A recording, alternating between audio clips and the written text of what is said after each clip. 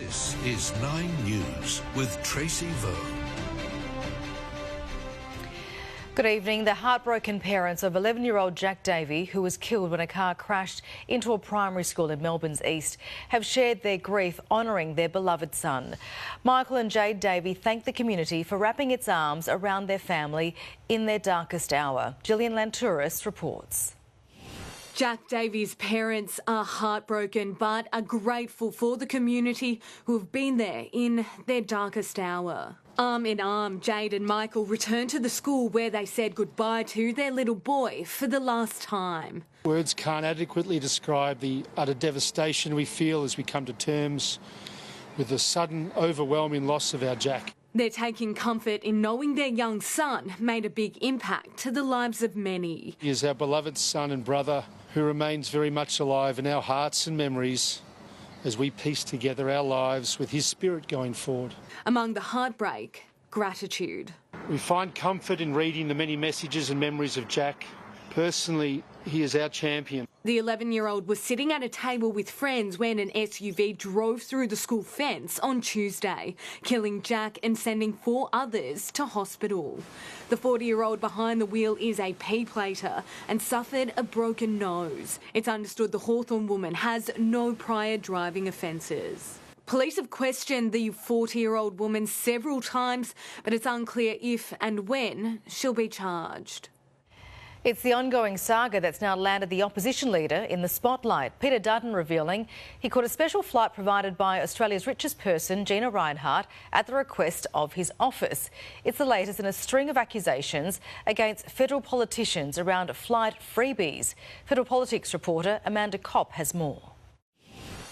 Today, the tables have turned on the opposition. Since Saturday, it was the Prime Minister defending himself over flight upgrades from Qantas. Yesterday, shutting down questions over whether he called former Qantas CEO Alan Joyce, issuing a statement declaring he never called the Qantas boss for upgrades. The opposition has been attacking the government all week, calling into question the Prime Minister's integrity. But today, Peter Dutton is on the receiving end. His cosy relationship with Australia's richest person now in the spotlight. The opposition leader, revealing his office, asked Gina Rinehart to put him on a private plane so he could attend a Bali memorial service in Sydney. Defending the request today, saying he was denied an Air Force jet, his office was unable to secure a commercial flight, and if they booked a charter flight, it would have cost $40,000. I thought that was very expensive, and the cheaper option for the taxpayer was for my office to speak to Mrs Rinehart's office as to whether the plane might be available. That was at zero cost to the taxpayer. They've held themselves up to be saintly, and they're not. And I think they're in danger of overreaching, and maybe they might indeed shoot themselves in the foot. Now, taxpayers didn't pay for the PM's Qantas flight upgrades either, but it's the access and influence they might have bought that's in question. With Parliament gearing up to kick off again on Monday, there's sure to be more questions next week. And the Australian Financial Review is reporting tonight Gina Rinehart's Hancock Prospecting has bought the main table at a Liberal Party event at Crown Perth. Conor McGovern reports. Tonight's gala dinner is for Liberal Party royalty. The event headlined by former Prime Ministers John Howard and Tony Abbott, joining the man who hopes to live at the Lodge, Peter Dutton. Now, late this evening, the 9 newspaper Australian Financial Review revealed that Gina Rinehart has bought the main table tonight that the opposition leader will be seated at. Ms Rinehart isn't here, but that table comes with a price tag of $10,000. Tonight celebrates 80 years of the party. It's not a fundraiser per se, but a mixer with party donors who have deep pockets. Now, speaking to party elders on their way in, they're optimistic of a swing towards the Liberals in WA. John Howard is hitting the campaign trail. I always like to help out when I'm asked, and I've been asked.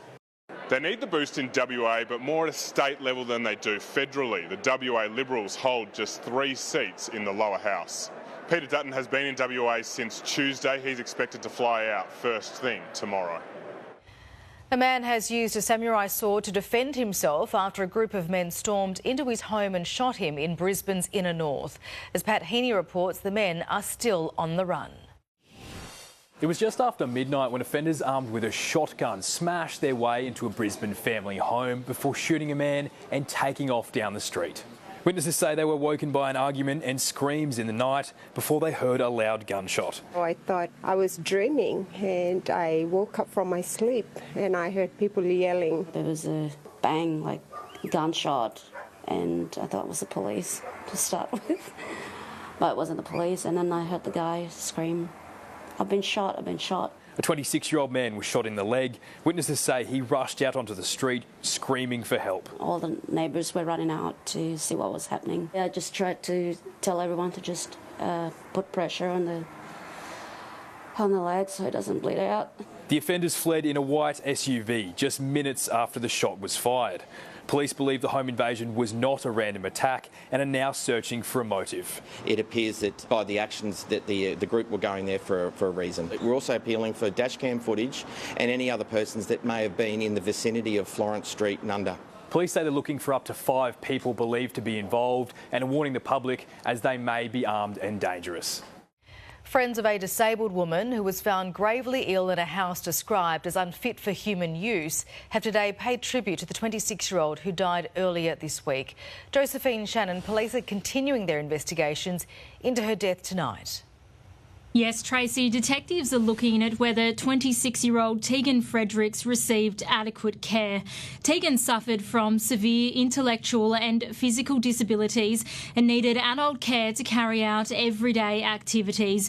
It was last Thursday when she fell in her home and was rushed to hospital, but her condition worsened and she was transferred to the Royal Adelaide Hospital, where she sadly died on Monday. Major crime detectives returning today to the home she lived in with her mother at Port Augusta. Police say she had been living in squalor, the conditions so horrid they described it as not fit for human habitation. Now, there will also be an investigation as to why Tegan wasn't being cared for with the assistance of the NDIS. In 2017, there was an initial expression of interest to be on the scheme. Then documentation was sent back and then nothing more was ever heard. Flowers were left outside the family home today as members of Tegan's community reel over her death. Friends telling 9 News she had a smile that made you smile. Despite her issues, she kept smiling. Tegan was an amazing person, so bubbly and happy. Even the closest people had no idea. We have known the family for years and no one knew. Tracy, multiple investigations are now underway to determine if Tegan's death could have been prevented. All right, Josephine, thanks for the update. NRL player Josh Addo-Carr has been sacked by the Bulldogs effective immediately. The 29-year-old fronted the club's board this afternoon following his positive roadside test for cocaine. The embattled flyer had a year to go on his $550,000 contract. We've been delivered a warning on the world's climate this evening. The temperature rose 1.5 degrees over the last century, but it's the prediction for the future that's more shocking. Elizabeth Bryan reveals what's heading our way. The Bureau of Meteorology and the CSIRO have released their 2-yearly report, warning that Australians should brace for warmer, hotter summers and also more extreme weather conditions. That greenhouse gases, such as carbon dioxide, are at the highest levels seen on Earth in at least 2 million years. The data revealing Australia has warmed 1.5 degrees Celsius since 1910, predicting in the next 2 decades that figure could double. Heat waves are becoming more intense and frequent, and the bushfire risk is worsening, with some regions reporting an extra 24 days of dangerous fire weather every year. And the waters surrounding Australia are soaking up that heat, warming by almost 1.1 degrees since the start of last century. We've also experienced 8 of the 9 warmest years in Australia on record since 2013. What we do next, scientists say, is critical. Climate Change Minister Chris Bowen says a 43% reduction in carbon emissions by 2030 is still achievable, but is yet to announce Australia's 2035 target. In a statement today saying only the Albanese government has a credible plan to act on climate change. We need to reduce our emissions. We need to decarbonise. but we can't send families and businesses broke doing it. And experts warn the clock is ticking, saying if we don't stop global temperatures rising by 1.5 degrees in the next 7 years, the damage to our climate could be irreversible. You're watching Nine's Late News. Right across Australia. Still to come, unbelievable images of destruction across Spain, buried in debris after record rainfall. How the US election will affect Australia's alliance with the superpower. And see the amazing record set in India as Hindus celebrate Diwali.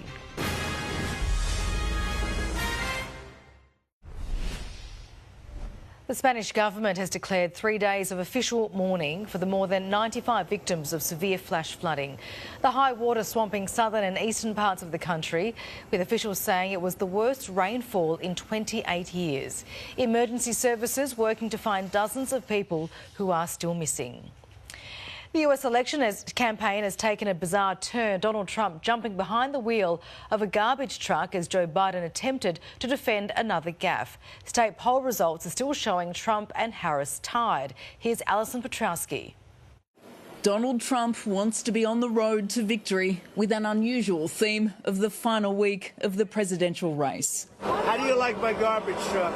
This truck is in honour of Kamala and Joe Biden. Spooky season at the White House. Joe Biden had shudders ripping through the Harris campaign. The only garbage I see floating out there is his supporters. The president insists he was only talking about one Trump supporter, this comedian who spoke at the Republican candidate's Madison Square Garden rally. There's literally a floating island of garbage in the middle of the ocean right now. Yeah, I think it's called Puerto Rico.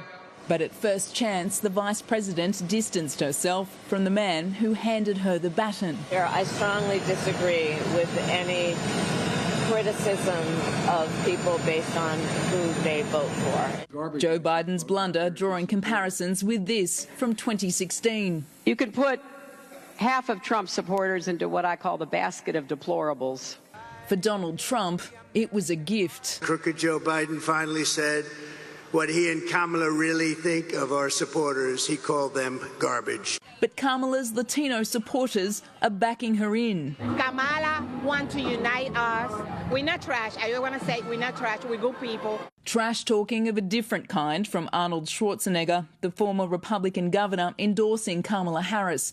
Turn the page and put this junk behind us, as she tried to clean up her campaign. Pennsylvania remains the largest prize among the battleground states, and today Donald Trump has claimed without evidence that there is widespread voter fraud here.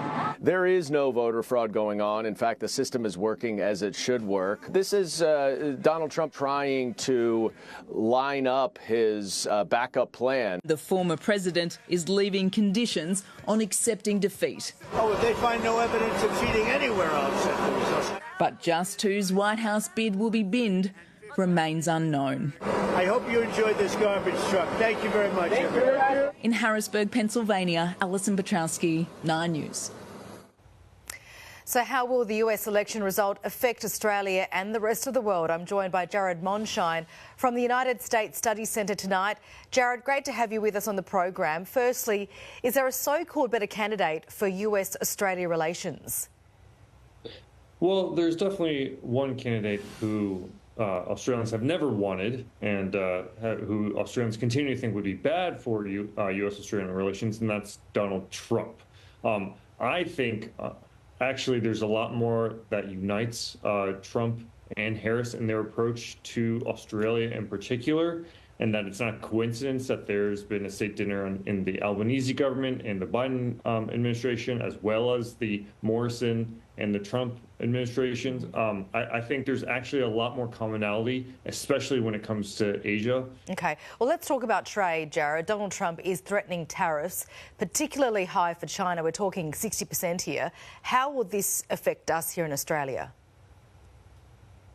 Well, I think it's important to know a couple things. Firstly, Donald Trump calls himself tariff man and proudly increased tariffs significantly on a number of trading partners, especially China. But Joe Biden has not really removed those barriers, those trade barriers and those tariffs. Instead, what we've seen is actually, in some ways, Biden has increased tariffs, especially on Chinese renewables. And so I don't think that there's as much difference as people may think. But in terms of Harris versus Trump, Harris is not threatening 60% tariffs. That's a uniquely Trump threat. And if there's anything we know about Donald Trump is that his view of trade has not really changed that much. If anything, it has stayed consistent over his many decades in the spotlight. But in terms of how it will affect Australia, that remains to be seen, because it all depends on whether it is only on China, whether it is on other trading partners as well. And that is, I think, leads me to, I think, a critical point in that Australia has some agency in this. So what should our Prime Minister, Anthony Albanese, his first move be after the new president is elected? That's a great question. You know, we've asked this at the U.S. Study Center for some time. We do polling ourselves. And one thing we've asked over the many years that Trump has been in the public light is what Australians think of Donald Trump. And then we also ask, in the last 2 years, if Donald Trump is reelected, would they want to abandon the U.S. alliance altogether? Now, last year, we saw that 37% of Australians wanted to abandon the U.S. alliance if Donald Trump was reelected. This year, we asked the same question, and it went down to 26%. I think that tells me that Australians can understand that the U.S. alliance is more important than any one president. We'll have to see how it all plays out next week. Thanks for your time tonight, Jared. My pleasure. The IDF has expanded its campaign in Lebanon, its airstrikes killing at least 19 in the country's east. But a truce between Israel and Hezbollah seems to still be in reach, with one leader confident it could happen within days. The ancient city of Baalbek, home to 80,000 people and historic Roman ruins. Now the latest place in Lebanon to be the target of Israeli strikes. The bombs came hours after the IDF ordered the evacuation of the northeastern town. We support their right to go after legitimate Hezbollah targets, but in doing so, it is critical that they do so in a way that does not threaten the lives of civilians. In the southern city of Sidon, heavy machinery sifts through rubble left from Israeli strikes which killed 6 and injured 37. But tonight, hopes of a truce between Israel and Hezbollah are growing.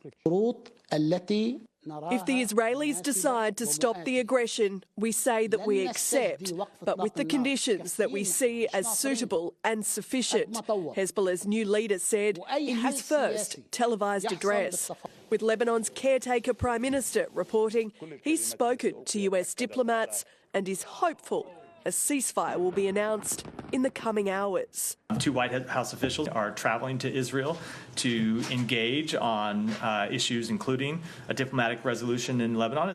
In London, Jessica Millward, 9 News. The Hindu Festival of Lights is well underway in India. A new record set along the river Sarayu in the country's northern region. 2,510,000 earthen oil lamps lit by 30,000 volunteers. Diwali is India's most important festival of the year and celebrates the victory of good over evil. After the break, all the finance news as Woolworths chairman fronts its AGM after a horror year. That's next. It's finance time with our regular money man, Scott Phillips from Motley Fool. G'day, Scott. Let's start with the supermarkets. Woolworths held its AGM today while Coles released its quarterly sales. What was revealed? Tracy, good evening. It's a bit of a tale of woe for our supermarkets, I have to say. Interestingly enough, though, Woolies outstripped Coles on sales growth, but Coles managed to do so without reducing prices. They had a modest increase, 0.1% in prices. It seems like they paid for that with a little bit less volume overall. Very little evidence that there is any significant price gouging, if any at all, across our supermarket chains. Despite what it feels like when we go to the shops, their profits are simply not keeping up with that sales growth. OK. Broader retail sales figures also released today. A very small gain across the country. Yeah, pretty modest, only 0.1%, though we should say that's on the back of 0.7% for the previous month. That was August. And at the time, the Australian Bureau of Statistics believed that some of that was pulled forward from September due to early warmer weather across the country. So together, 0.8% in 2 months. Pretty strong, quite honestly. If you annualise that, you get close to 5%. Now, we shouldn't just multiply it out, but it does give you a sense of together, the numbers look a little bit firmer than just the month of September alone. OK. Let's go on to Optus now. It's in hot water again, apologising after some pretty serious allegations from the ACCC. Yeah, and some pretty serious grovelling too in the apology. Basically, the ACCC alleging they had some unconscionable sales practices. Now, Optus outright just prostrating itself, saying, we're sorry, we did the wrong thing, we won't do it again, we're horribly sorry, we'll fix it up, we'll make it better. They did then also say, by the way, well, it wasn't mostly us, it was mostly our licensee stores. But from a consumer perspective, particularly relatively soon after the hacking scandal not that long ago, Optus has probably spent more than enough time in the bad books. Yeah, it's not a good look. What are the US futures pointing to, Scott? Bit of a bad news bulletin, unfortunately. We're going to have a decline of about 2/3% on Wall Street tonight, if the futures are correct. All right, Scott, thank you so much. Thanks, Tracy. And stay with us. Your national weather forecast is next.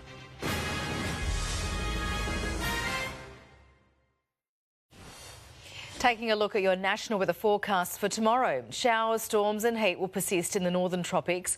A lingering trough will drive showers and storms through eastern New South Wales and Queensland. A high clearing in the south as a front will bring cool conditions and gusty winds for WA southwest. For your city tomorrow, Brisbane a possible storm 30, 22 in Sydney a shower or two, Melbourne cloudy 17, Adelaide mostly sunny 24, 28 in Perth partly cloudy and Darwin a shower or two 32. Looking ahead to Saturday, Brisbane a possible shower 27, cloudy for Sydney 22, 27 and mostly sunny in Melbourne. Adelaide also mostly sunny 35 degrees, Perth a shower or two 22 and Darwin a shower or two as well there 33 degrees. And that's Nine's late news for this Thursday. Our next bulletin is at 5 a.m, followed by the Today Show. I'm Tracy Vo. Thanks for joining us. Good night.